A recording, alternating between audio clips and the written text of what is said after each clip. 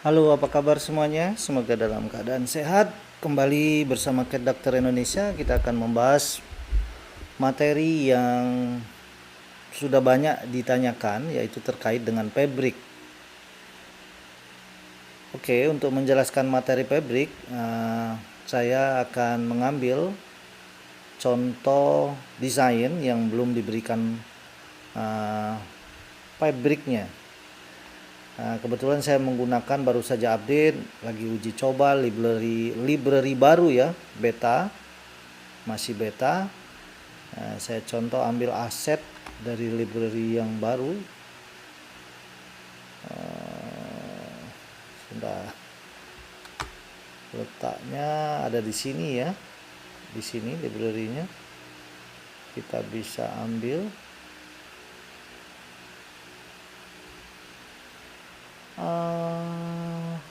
Sebentar, kita cek karena ini baru. Saya juga coba. Oh, saya ulangi lagi dari sini ya, tombol kecil ini. Oke, saya akan ambil garment. Saya akan ambil contoh aja pada. Oke, kalau udah selesai kita tutup saja. Saya akan ambil avatar juga dari sama. Saya akan ambil avatar yang tersedia. Oke, saya tekan avatarnya. Kita tunggu proses. Oke, saya tutup lagi. Nah, ini ada contoh garment yang belum diberi pabrik. Oke, saya akan jelaskan agar mudah dipahami ya. Oke, pabrik itu Diklo sudah menyediakan pabrik bawaan. Nah, pabrik bawaan Klo ini punya keunggulan atau kelebihan. Kita bisa cek di sini, pabriknya itu sedemikian rupa. Seperti kita ketahui bahwa pengaturan pabrik itu ada dua kelompok atau dua grup ya.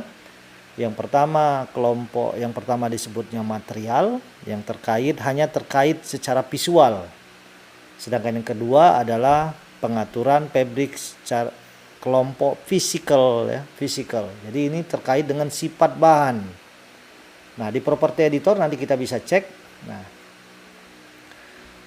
di Klo sudah tersedia ini yang tadi seperti sudah saya sampaikan, dia toolnya itu pabriknya itu sudah komplit, baik secara pengaturan secara material maupun secara fisikal.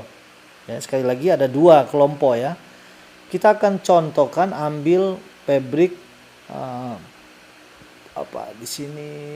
Oke, saya ambil yang ini aja ya. Kalau sebelumnya library ada di sini, kita bisa lihat ya. Sekarang tidak bisa lagi sepertinya. Saya double klik, saya add dulu pabrik di sana. Di objek browser sama ya, saya akan ambil lagi yang lain, nanti kita akan uji coba. Oke, saya ambil ini juga, saya ambil yang ada warna colornya ya, agar bisa kita lihat. Oke, ini juga saya ambil.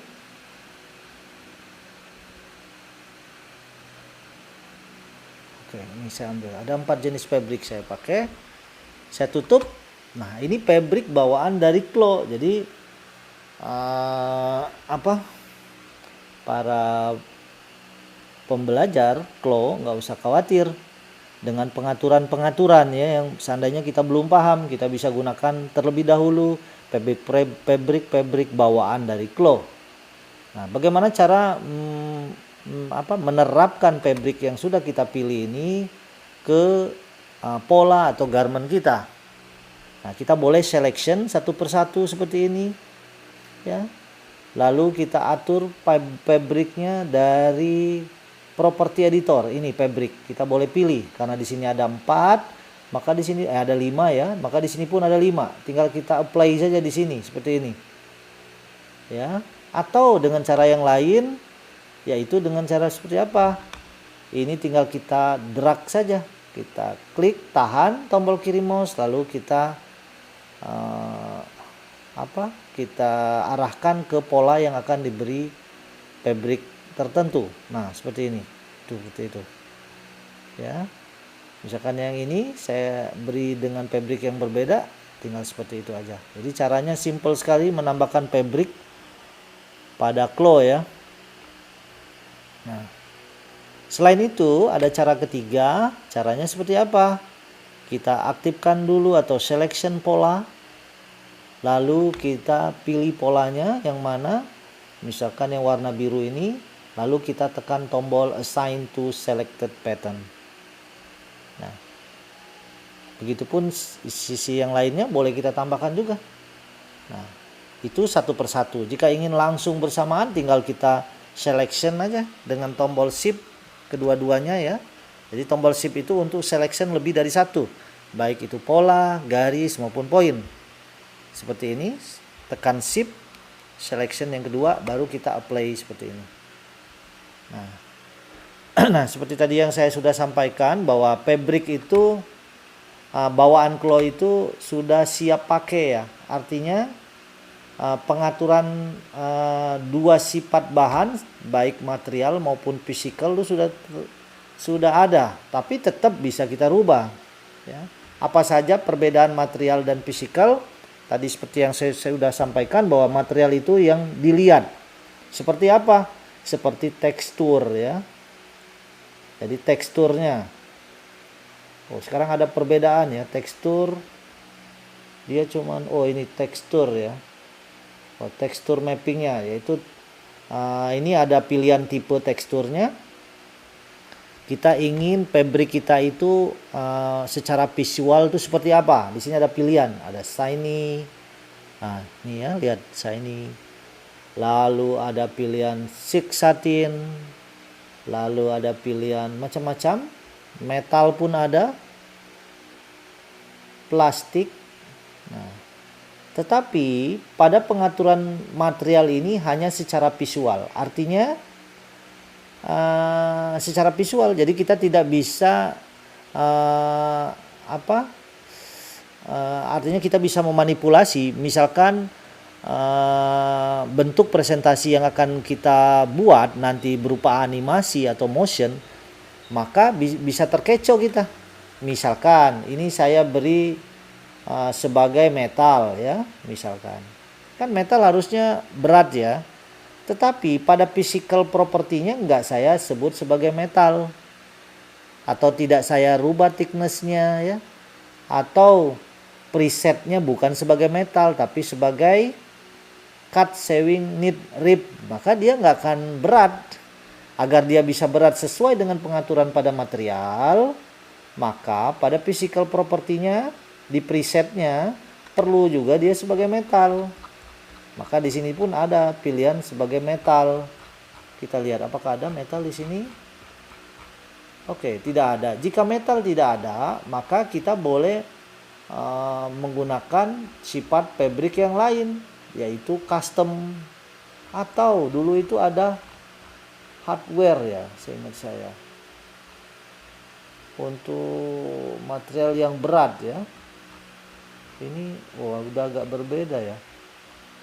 Oke, berarti masuk kelompoknya ke custom saja, karena ini ya udah ada perubahan ya.